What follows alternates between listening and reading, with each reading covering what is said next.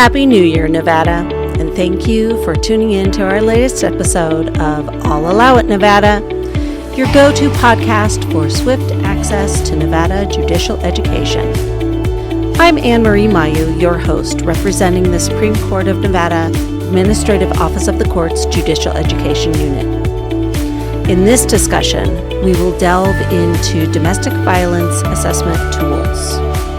And joining us as our esteemed guests, Dr. Pamela Payne, who is the Associate Professor in the Departments of Human Development, Family Science, and Counseling and Extension-affiliated faculty in Social Psychology Interdisciplinary Program at UNR.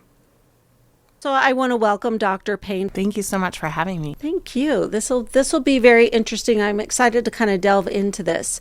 So why don't we start just out with explaining what a domestic violence assessment tool is used for? So a domestic violence assessment tool is used on the scene of a domestic violence incident, typically with law enforcement. Ideally, we have an advocate who is trained to work with survivors, who goes out with law enforcement to conduct an assessment and determine the risk factors that are associated with this call.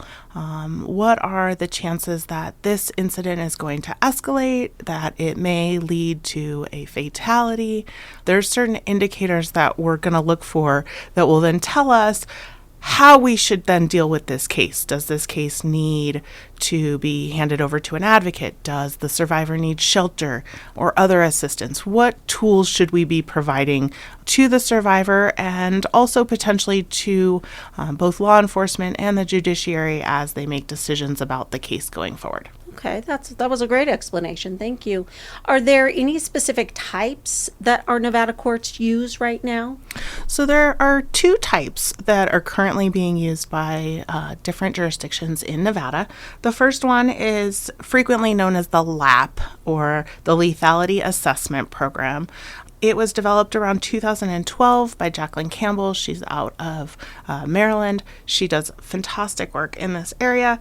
The goal of that tool was really to educate survivors of their risk going forward. So after an incident, what is your risk factors going forward? And then the second was really to connect services post-incident. But the tool was used for law enforcement. It was really law enforcement determining kind of what was going on in the situation. It's an 11-item questionnaire. It is one of two tools that is used. It is actually probably the more commonly used still in Nevada.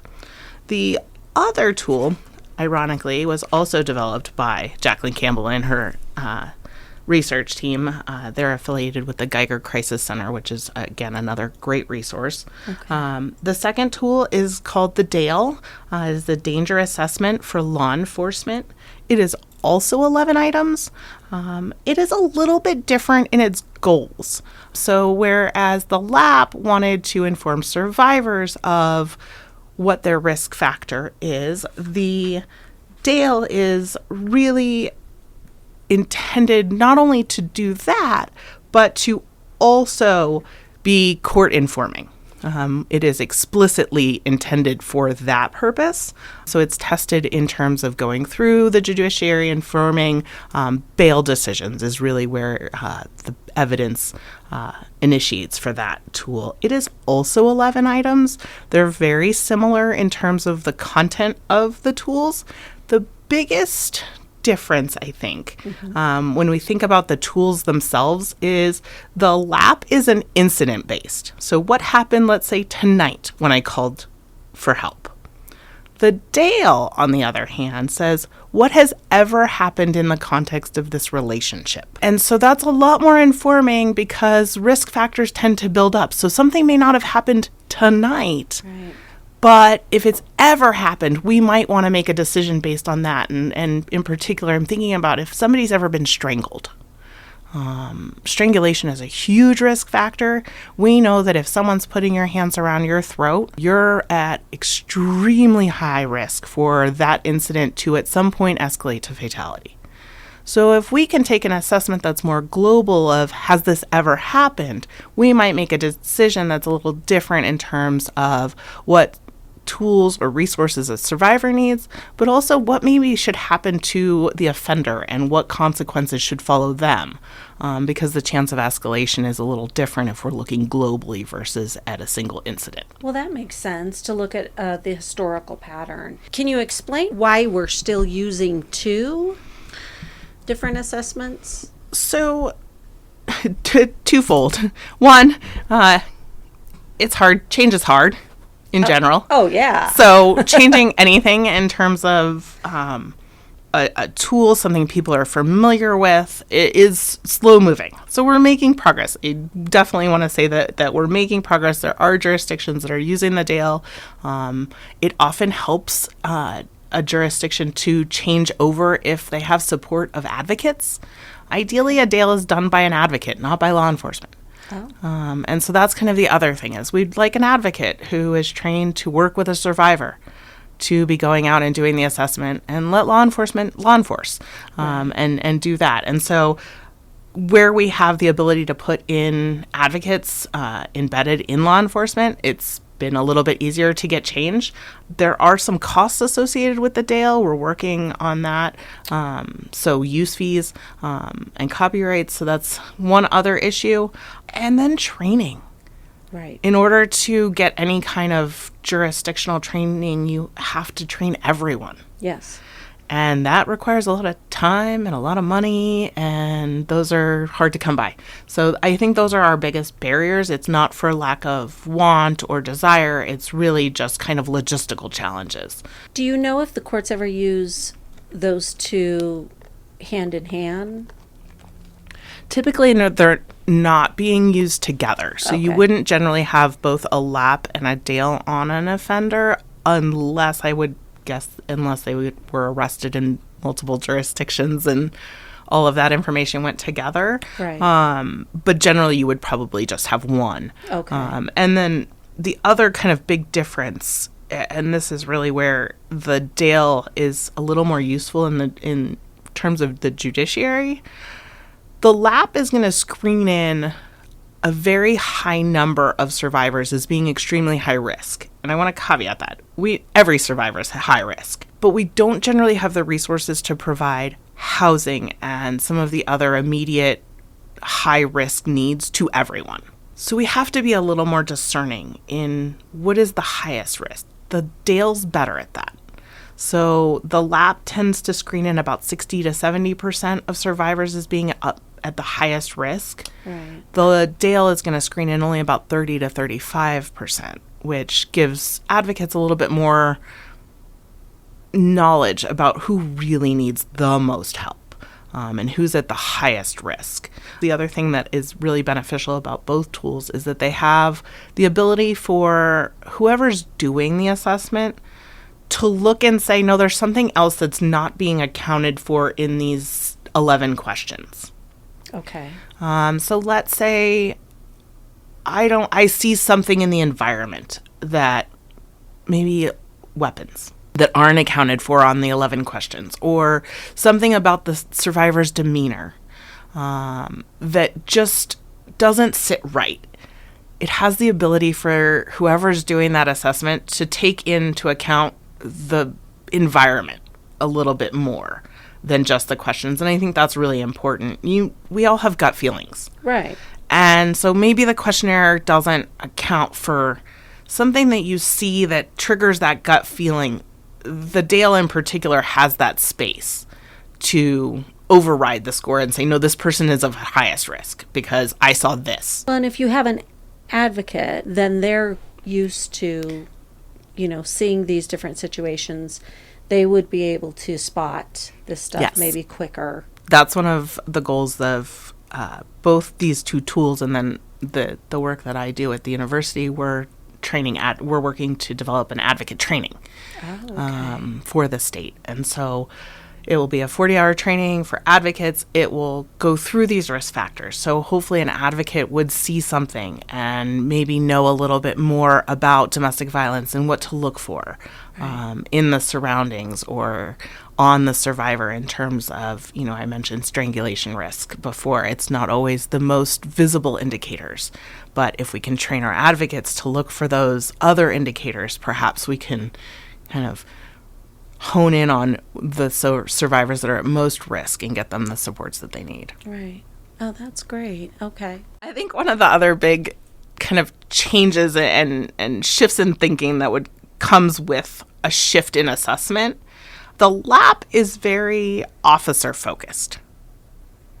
So as it was designed and researched, it was intended for officers to administer based on a manifestation of danger, that notion that, what is the danger risk? And does kind of the tenets of the LAP are, does the officer believe that an assault has happened regardless of probable cause?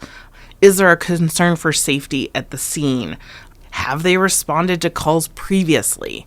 And while all that information is really important, the DALE shifts it to that survivor focus, that advocate assessment, right, versus necessarily the legal implications, right? Whereas an officer of the law is intended to enforce the law, right? They're concerned, can I get probable cause? Do I have enough evidence? All of that, which has its place, but it may not overlap exactly with the survivor's needs. The survivor may need housing. It may need support for getting out of the situation. It may just look slightly different. Mm-hmm. And the DALE, because it's designed for both law enforcement and advocates to use, it's a little bit more survivor focused rather than focused on, do I have the legal things to follow up on this case, versus what are the survivor needs in this circumstance to save their life. Okay. Because that was the intent. The DALE was developed out of response to a murder in Maryland that had multiple calls on scene and kind of warning signs that hindsight says, we probably might have been able to stop this had we known. Okay. And so it was kind of shifting that focus from, is this a legal case, to this may be a legal case, but also. Right. Which I think is a really important distinction as we move forward in the state. I'm going to take a little commercial break now just to talk about our podcast, I'll Allow It Nevada. If you're enjoying these podcasts, I would like to encourage you to invite someone that you know to listen as well. All Allow It Nevada podcasts are open to the public. We've created these podcasts not only to help bring to light current judicial topics in Nevada, but also to reach out to our community so they can understand better the work that the Nevada judiciary does. Thank you for your help in this. So, speaking to someone like me, who although I work at the Supreme Court, I'm not real familiar with a lot of the different procedures and steps. So let's say, because I'm trying to envision this, let's say someone gets on the call and says, we need the police here at my address. There's some violence going on. The police show up, calm the situation. At what point would an assessment tool come into play? So ideally, when we have the opportunity to have advocates in place with our law enforcement, when that call happens, the advocate goes out and meets them on the scene. Okay. So an advocate is going out on the scene, working with the survivor directly, allowing law enforcement, again, to do law enforcement. Sure. And do their part and kind of separate the two. And so then the assessment would be done with the survivor. Okay. And the DALE in particular is very survivor controlled. So if a survivor doesn't want to do an assessment, they have the right to refuse an assessment. So it's right there on the scene, you bet. Ideally. Do you find that the law enforcement is cooperative with that? Yeah, for the most part. Okay. They are. Okay. I think there's some challenge. These calls are hard. Yes. These calls are dangerous. Yes. For everyone involved. Right. And so I think, one of the things that my team, we hope to do is in some of these trainings is to show that when we do these things, maybe we don't go to the same house so many times. maybe we can find a way to intervene so that on that first call, we get the survivor the help and the assistance that they need to transition out of that situation. Right. So that you're not going back to the same situation for everyone, whether it's the law enforcement or the survivor. Right. And so I think if we can get that, it becomes a lot easier. And survivors need to know that too. Right, that there are tools and these are designed to help them, not to penalize them and not to punish them, but to really help them get the assistance that they need. Right. Because I could envision, having to go back to that house over and over again, how that, I know It's they're defeating. trained, but yeah, it could escalate in them a little bit, that anxiety of, God, what do we got to do, and the frustration of that. And again, of course, our law enforcement officers are Amazing. trained to handle all this. It's amazing, but also human. Yeah. Right. And so you have that human element where it can be frustrating for them, and I'm sure. So I would imagine that they would see this as a benefit, kind of taking that piece off of their plate. That's the hope. That also that we can get the survivors the resources that they need, hopefully, to make it so that they're not in those situations. Right.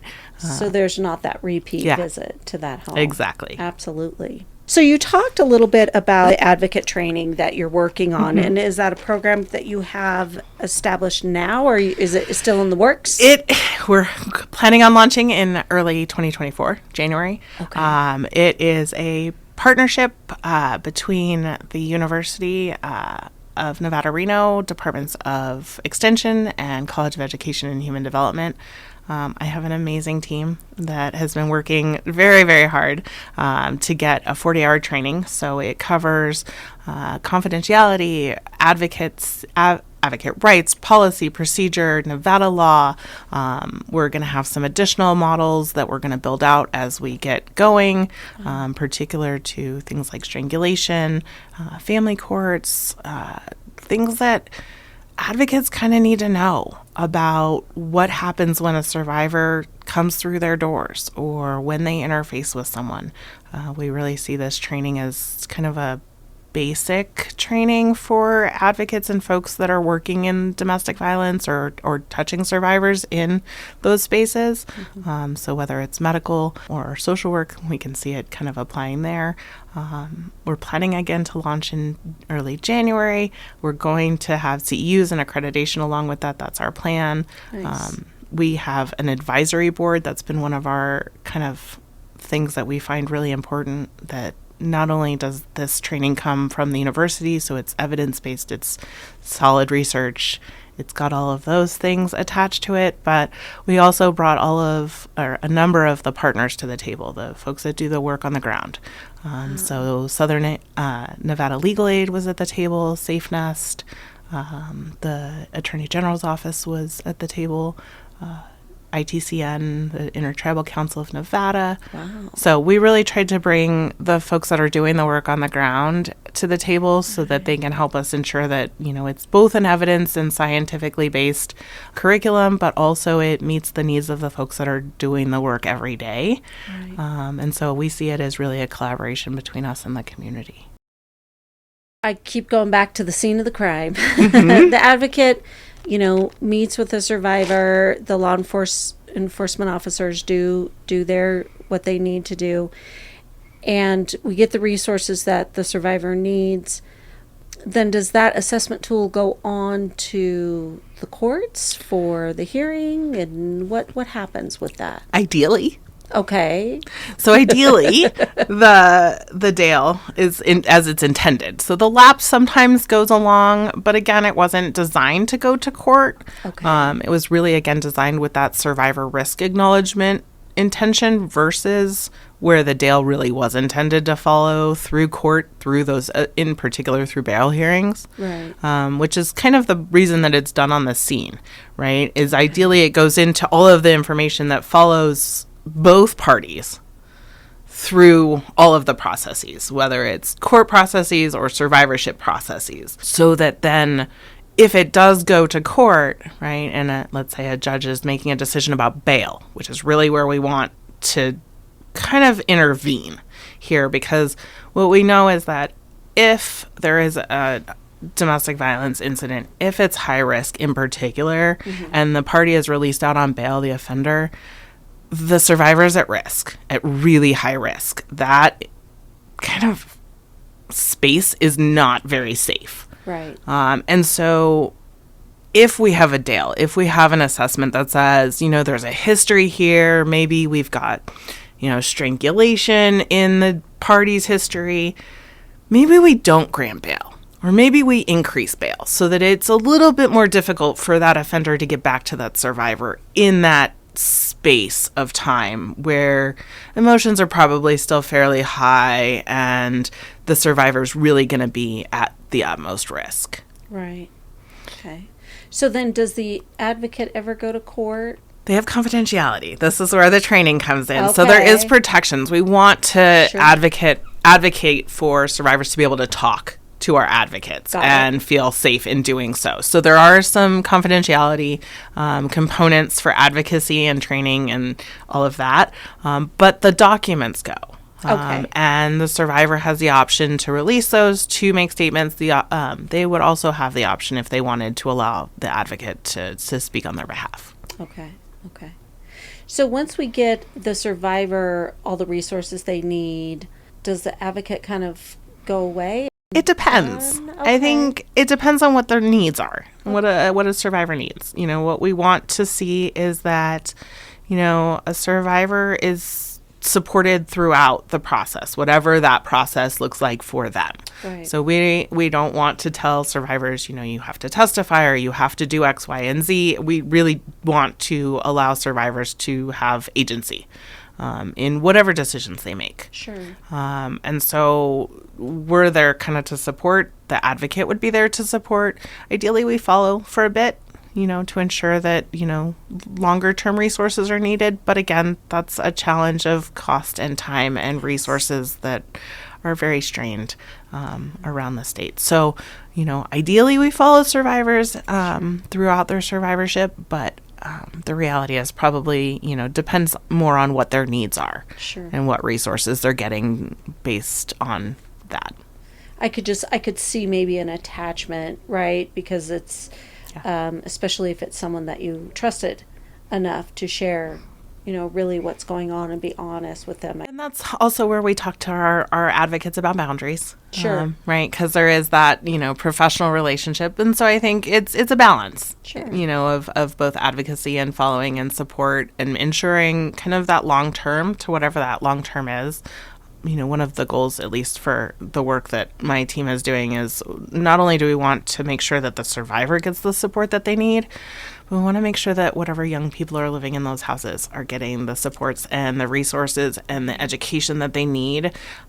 Because we know that when a child lives in a home with domestic violence, their risk of becoming either a victim or a perpetrator is extremely high, and just the risk factors for young children in homes where there's violence of any kind is really, really, really astounding and high, and any place in which we can break those cycles of violence where children think that's normal, because that's where it becomes normalized, right? This is just how our house is. And so when I go on and create my own house, I often create a house that looks like my own. Mm-hmm. And so that's where, not only do we want to make sure that the survivor has the supports, but any kids that are in those homes are getting resources as well to make sure that they're not repeating those cycles. It's the preventative piece that is focused on. So this advocate group that you have, and you're rolling it out in January, which is very exciting. How many are you taking? Like applications? Are you? So we will be running trainings through the university. We're kind of estimating about 50 people per training initially to start. The plan is to run trainings quarterly, but I would be very happy to make that more frequent if the need and the desire are there. Sure. So that is kind of the plan at the moment. It's going to be a hybrid training. So some of it will be done online interactively. Some of it will be done in person. We have some components where advocates, if they're employed in the space, will go with their provider and get on the scene training to wrap up those hours. But yeah, we're trying to really get advocates the tools that they need to be the best support for survivors that they can. So it's happening statewide. So It's most of my team actually is in Southern Nevada. They're mostly in Clark County. So I'm actually the lone Renoite of the team. So mostly we're doing work in Clark County. That's where most of our advocates and support advisory board is Southern Nevada. But yes, this training will be housed out of the University of Nevada, Reno up here, but will be available statewide. So if someone were interested in being a part of this program, assuming it's volunteer. If you want to take the training, there is a small fee associated with the training. Okay. The goal is of that fee, honestly, is to keep my staffed. Sure. But there is a small fee. We do have different fees for advocates who are employed in the space versus volunteers. If you're a volunteer, we have a different kind of a pricing structure. But if you're interested, please reach out. We have an email. It's hopeteam@unr.edu. And we are happy to help support both training in terms of the advocate training. We also do a lot of work supporting our partners in the spaces. So we work closely with SafeNest. We work closely with the center on some of their educational programs so that they can be disseminated a little bit more broadly as well. That's awesome. Is there anything else that you would like to share with us today while you're here, Dr. Payne? I think the only other thing that I would say is a little bit kind of parallel to some of the things I mentioned. I mentioned strangulation, and I just want to shout out, there's some legislation that just passed recently around strangulation, and that is going to get survivors exams, SANE exams and strangulation exams free of cost. And that's huge. And that's going to change the space. We know that strangulation is probably one of the biggest risk indicators for fatality. There seems to be some statistical connections between strangulation history, domestic violence, and mass shootings, also law enforcement murders. So kind of understanding strangulation and the causes and predecessors of that and implications is really important. So I'm really excited about that legislation. Also, AB 245 was also just passed. That's an education bill that's going to get some of that preventative education that I mentioned into our schools at every level. I think there's some really big needs in our young people in terms of understanding, what does a healthy family look like? What are healthy communication behaviors? How do we prevent some of these cycles from happening, as opposed to simply working with survivors, which we need to do, but we also need to change the space so there aren't more survivors. And I think that, these two bills in particular are really going to help move that space forward in terms of educating survivors, in terms of the risk of strangulation, also the general population. I think we're seeing in some young people in kind of dating populations that, choking and strangulation is kind of novel and fun. And I think there are a lot of risks in that, and the boundary is a little blurry. And so I think educating our young people about healthy dating, healthy relationships can really be preventative in this space. And I think these two bills are really going to help move Nevada forward. Well, and with all of the work that you're doing and your team, with the assessment tools, we're trying. We'll be so much better off, I'm sure, in this arena a few years down the road. So. I sure hope so. That's the plan. That's awesome. Well, I want to thank you for being here today. I appreciate Thank you for having me. Effort. This has been an education for me, for sure. Kind of a hard topic to talk about a little bit, but definitely valuable and good for everyone to hear. Let's get that email again. Hopeteam, HOPETEAM @UNR.edu. Perfect. So if you have any questions or concerns or would like to look into the new advocacy training program, you can certainly go ahead and send your information there. Well, thanks again for being here, Dr. Payne. Thank you so much for having me. My pleasure. Well, that was a great episode. It was great to have Dr. Payne here talking about the domestic violence assessment tools. And I also want to go over and just remind our listeners that these 30-minute podcasts are CLE accredited. You can get CLE credits for them if you fill out a certificate of attendance and send it to jepodcast@nvcourts.nv.gov. We also would like you to send any topic ideas to that same email, jepodcast@nvcourts.nv.gov. This is Anne-Marie Mayu wishing you a healthy and happy 2024. Take care, Nevada.